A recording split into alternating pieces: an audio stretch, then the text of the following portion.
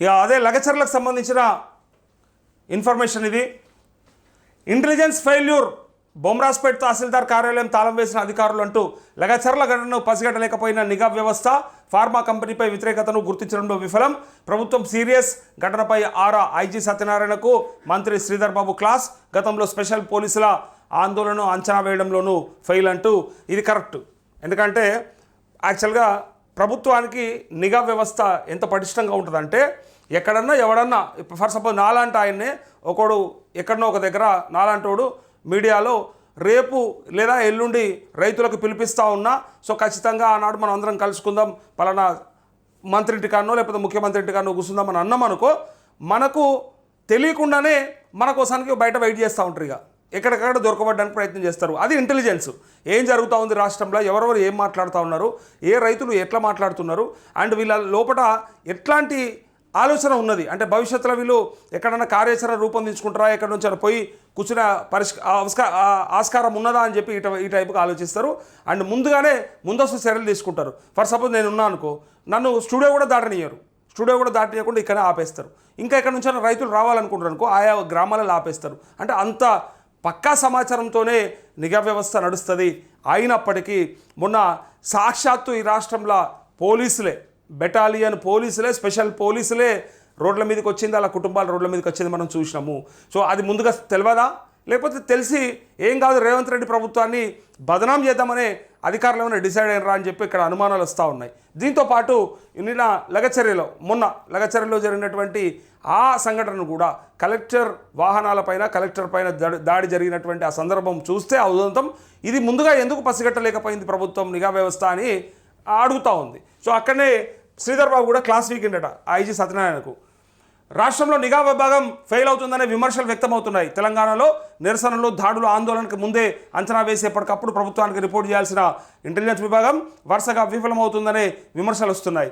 మొన్న జరిగిన స్పెషల్ పోలీసుల కుటుంబాల ఆందోళనలు, తాజాగా కలెక్టర్, ఇతర అధికారులపై దాడులు చేయడాన్ని ముందుగానే అంచనా వేయాల్సిన ఇంటెలిజెన్స్ విభాగం వైఫల్యం చెందిందనే అభిప్రాయాలు వినిపిస్తున్నాయి. ప్లాన్ ప్రకారమే కొందరు వ్యక్తులు వికారాబాద్ జిల్లా లగచర్ల గ్రామంలో రైతులను పబ్లిక్ హియరింగ్కు రాకుండా అడ్డుపడ్డారని, ఈ విషయాన్ని ఇంటెలిజెన్స్ విభాగం ఎందుకు గుర్తించలేదనే ప్రశ్నలు వినిపిస్తున్నాయని చెప్పి వార్త. స్థానిక రైతులు ఫార్మా కంపెనీని ఏర్పాటును కొద్ది రోజులుగా వ్యతిరేకిస్తూనే ఉన్నారు, ఆందోళనలు చేస్తూనే ఉన్నారు, తమ భూములను ఇచ్చేది లేదని దీక్షలు కొనసాగిస్తున్నారు. ఇలాంటి సమయంలో పబ్లిక్ హియరింగ్ పెడితే గొడవలు జరిగే ఛాన్స్ ఉంటుందన్న విషయాన్ని నిఘా విభాగము అంచనా వేయకపోవడం వారి తప్పిదం వల్లే దాడులు చూడాల్సి వచ్చిందని ఆరోపణలు వస్తున్నాయి. విఫలమై కుట్రకోణం అంటూ ప్రకటనలు. యాక్చువల్గా అక్కడ విఫలం తర్వాత కుట్ర అని చెప్పి దాన్ని చెప్పిండ్రు. వికారాబాద్ జిల్లా దుద్యాల మండలంలో ఫార్మా కంపెనీ ఏర్పాటును స్థానికులు వ్యతిరేకిస్తున్నారు. తమ భూములు ఇవ్వబోమని పోలేపల్లి, హకీంపేట్, పులిచెర్లకుంట తండా, అట్లే రోటిబండ తండా, లగచర్లలో రైతులు నిత్యం ఆందోళన చేస్తున్నారు. ఇలాంటి సమయంలో గ్రామసభ వద్దని నిఘా విభాగం ఎందుకు చెప్పలేకపోయిందనేది ఇక్కడ ప్రశ్న. తెలిస్తే మరి ఎందుకు చెప్పలేకపోయింది లేదా గుర్తించలేకపోయిందా అనేది ఇక్కడ ఈ ఐజీ సత్యనారాయణకు క్లాస్ వీకడానికి కారణమయ్యింది.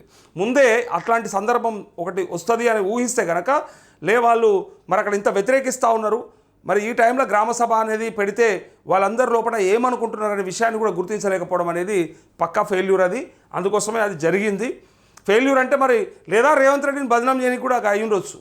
ఎట్లయితే మున్నతి రేవంత్ రెడ్డి వీకంతి అని అనుకుంటే కూడా ఇట్లాంటివి జరుగుతాయి ఓసారి.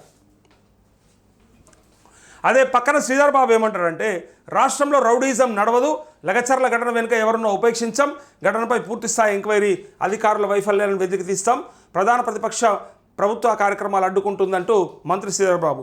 ప్రధాన ప్రతిపక్షం కార్యక్రమాలను అడ్డుకోవట్లే, ప్రధాన ప్రతిపక్షం ప్రజల పక్షాన ఉండడానికి ప్రయత్నం చేస్తూ ఉంది. ఇవాళ మీడియా కూడా అదే. మీకు ఎట్లా అనిపిస్తుంది అంటే, ఇప్పుడు చెయ్యనివి అడిగితే మీకు నొప్పి అవుతుంది, అడగొద్దా మరి? అక్కడ రైతులకి మా భూములు మేము ఇవ్వము, ఆ పరిస్థితి రాదు అని చెప్పి వాళ్ళు అంటున్నప్పుడు వాళ్ళ మనసుకు నచ్చినట్టుగా మీరు ప్రయత్నం చేయాలన్నా, లేదంటే మీకు నచ్చినట్టుగా చేసుకుంటారా? అంటే అధికారం ఉంటే చేతుల పోలీసులు ఉంటే ఇక ఏదైనా చేసుకోవచ్చు అనే ఒక ఆలోచనకు వచ్చిండ్రా, అదన్నా చెప్పాలి. అది తప్పు కదా, అట్లా కాకూడదు కదా. వాళ్ళంతా కూడా మేము ఇవ్వలేము అని అనుకున్నప్పుడు వాళ్ళని ఇచ్చే రకంగానన్నా ప్రయత్నం చేయాలి, లేదా వాళ్ళని కన్విన్స్ అన్న చేయాలి. నువ్వు అది చేయక ఇది చేయక చివరికి వాళ్ళని బలవంతంగా లాక్కుందామనే ప్రయత్నం చేస్తే వచ్చే ఏదైతే ఆ వ్యతిరేకత ఉంటుందో గిట్లా కనపడుతూ ఉంటుంది, ఇట్లా కనిపిస్తూ ఉంటుంది. స్వచ్ఛందంగా రైతులే కదా వాళ్ళంతా కూడా, అట్లా ఏమి అసాంఘిక కార్యకలాపాలు చేసేటోళ్ళు లేరు కదా, అట్లాంటి వాళ్ళు ఏమి కనపడలేరు కదా. సో వాళ్ళని టెర్రరిస్టులాగా దేశద్రోహుల్లాగా చూడొద్దు. వాళ్ళ సమస్యని పరిష్కరించిన తర్వాత మాత్రమే ఆ ఫార్మా సిటీయో ఫార్మా విలేజో మీరు ఏం చేసుకుంటారో చేసుకోండి. అభివృద్ధి అనేది చేసుకోవాలి, ఎవడు తప్పు పట్టాడు. కానీ అభివృద్ధి మంది కొంపల ముంచి కాదు అభివృద్ధి చేయాల్సింది. ఇక్కడ ఇదే మూసి పరివాహక ప్రాంతంలో ఉన్న బాధితులు కూడా చెప్పేది అదే, మా కొంపల ముంచి మా కొంపలు కూల్చి చేయాల్సిన అభివృద్ధి మాకు అక్కర్లేదని అంటూ ఉన్నారు. వాళ్ళని బాధ పెట్టి చేసే అభివృద్ధి కాదు ఎన్నటికీ కూడా. ఒకవేళ వాళ్ళని తృప్తిపరిచి ఇక కొంతమంది అంటారు ఎంతని పరచగలుగుతామన్నా, ఎంతని సాటిస్ఫై చేయగలుగుతామంటే చేయవలసి వస్తుంది. అది వాళ్ళ సెంటిమెంట్తో ఆడుకునే ఆట, అది మామూలు ఆట కాదు, అది వాళ్ళ సెంటిమెంట్. అది మీ ఆట ఎట్లా ఉంటుందంటే వాళ్ళని ఒక చిన్న పక్షి, ఒక పిట్ట అటువంటిది పుల్ల ఏరుకచ్చుకొని కట్టుకున్నటువంటి గూడు ఏదైతే ఉంటుందో చెట్టు మీద, దాన్ని డిస్టర్బ్ చేస్తే కూడా దాని చుట్టూ ఒక 2-3 రోజులు తిరిగి బాధపడుకుంటూ చూసుకుంటూ ఎదురు చూసుకుంటూ పోతూ ఉంటుంది. ఒక పిట్టకే గంత బాధ ఉంటే ఒక మనిషి రూపాయి కూడబెట్టుకొని ప్లాట్ కొనుక్కొని పర్మిషన్లు తెచ్చుకొని ఇల్లులు కట్టుకున్నాక రేపు అవస్థపడడా? అట్లే భూములు, నేను నిన్న సాయంత్రం కూడా చెప్పిన, ఆ భూములు వాళ్ళకి ఎమోషనల్ అటాచ్మెంట్ ఉంటుంది వాటితోని. వాళ్ళు పండించే పంట సరే భూమి మీద ఎంత పెట్టుబడి పెట్టినా వస్తుందా రాదా అనేది రైతుకు ఆ కష్టమంతా ఎరక. కానీ వాళ్ళ పూర్వీకులకు సంబంధించిన కనీసం సమాధులన్నా ఉంటాయి అక్కడ, దానికోసమన్నా వాళ్ళు వదిలిపెట్టుకోవడానికి ఇష్టపడరు. సో అటువైపుగా ఆలోచించాలి ప్రభుత్వం, అంతే తప్ప ఎంతసేపు మేము పైసలు వాడేస్తే మీరు వెళ్ళిపోవాలంటే ఎట్లా వెళ్ళిపోతారు రాబాయ్? నాకు అర్థం కాదు.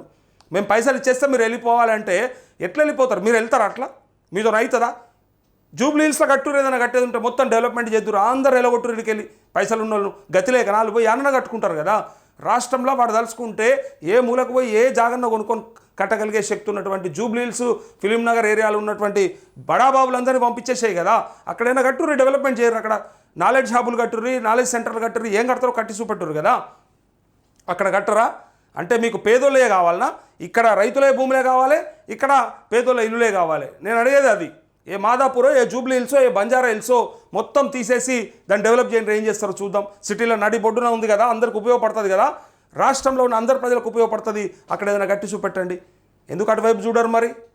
అంటే పేదోడి ఇల్లులు కూల్చి మాత్రమే అభివృద్ధి చేయాలి, పెద్దోడి ఇల్లులు కూల్చొద్దు అన్నట్టు. పెద్దోని ఏమైనా అడ్డమస్తే భూములు, రింగ్ రోడ్డు కూడా ఇట్లా వంకర టింకర్లు తిరుగుతుంది. రింగ్ రోడ్డు కూడా వంకర టింకర్లు తిరుగుతుంది ఒకవేళ తిరగాల్సి వస్తే. అదే పేదోంది ఉంటే ఎక్కి తొక్కేసిపోతుంది.